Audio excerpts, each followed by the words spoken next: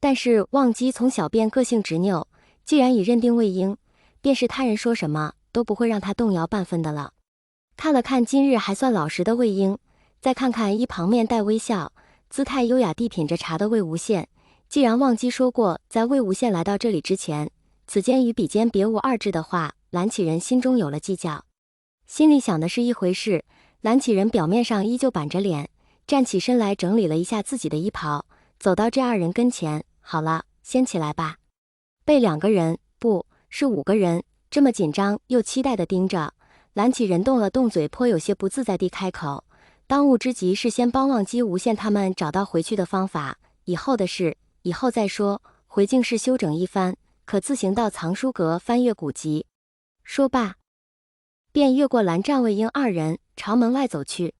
以为蓝启仁这是变相拒绝的意思，着急的魏婴不管不顾道：“不是，蓝先生，我是真心喜欢蓝湛的，特别喜欢，以后我保证不惹您生气了。”您不待魏婴起身追过去，便被蓝曦臣拦住：“魏公子。”看了眼叔父明显有些加快的步伐，蓝曦臣道：“叔父说的以后的事，是你们的道侣大典。”道侣大典？魏婴以为2个男子结为道侣，只要两情相悦，顶多300拜过长辈先祖有个见证便好，没有男女成亲这样麻烦的。不是，等等，现在不是大典不大典的问题，所以蓝老先生不反对我们在一起吗？他没有生气。魏婴拉着蓝湛的胳膊问道。蓝湛抬手回握住魏婴，又看向蓝曦臣，求一个确定。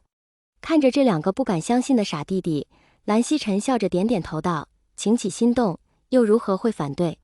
就是的，叔父他呀，就是不好意思了。”蓝启仁不在，魏无羡立马恢复了吊儿郎当的样子，一只胳膊搭在魏婴肩膀上，玩笑道。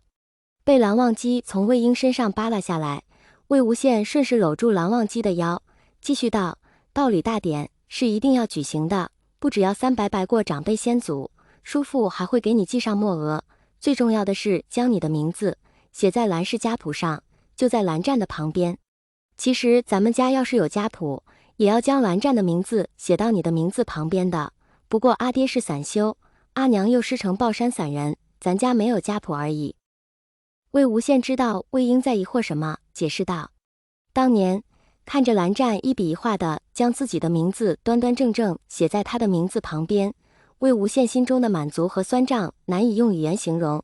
从此他不再是一个人，他有了牵挂，有了家。”众人一起走出雅室，魏无羡拉着蓝忘机说要去逛逛，蓝曦臣被一弟子叫走，回韩氏处理事务了。蓝湛便带着魏婴先回净室。路上魏婴还是觉得意外，竟然这么轻松就过关了。他以前随手翻的话本子上恶婆婆各种嫌弃反对，经过重重阻碍有情人才能修成正果的戏码呢。蓝湛，泽无君到底是从哪里看出来你叔父同意我们在一起的呀？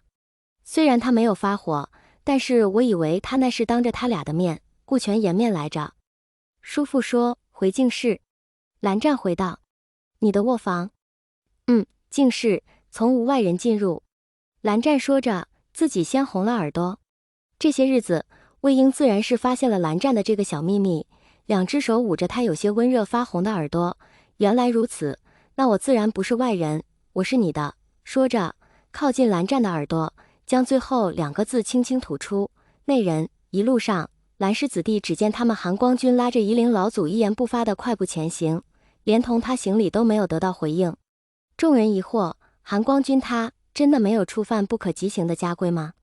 且说那日魏婴与江澄因为阴虎符和温家人的事情一言不合便大打出手，不欢而散之后，江澄对外宣称魏无羡叛逃家族，与众家公然为敌，云梦江氏已将其逐出，从此恩断义绝，划清界限。今后无论此人有何动作，一概与云梦江氏无关。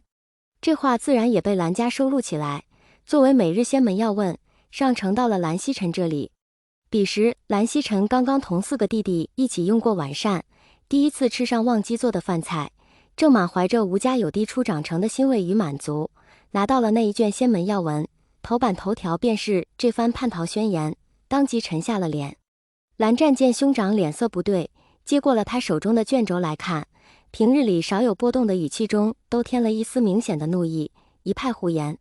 凑了过去的魏婴自然也看到了上面的内容。虽说这叛逃家族却如他们当初商量的一般，这样便能保了江家不受他任何牵连。但是看着那与众家公然为敌几个字，魏婴舔了舔后槽牙，到底是轻笑出声。魏无羡挑了挑眉，啧，我可没吃饱了撑的乱给自己树敌的想法，但结果倒是还不错。魏无羡压低声音，故作成熟老者，就差里一缕并不存在的长吁了。小魏啊，你自由了，赶紧去和蓝二公子浪迹天涯吧。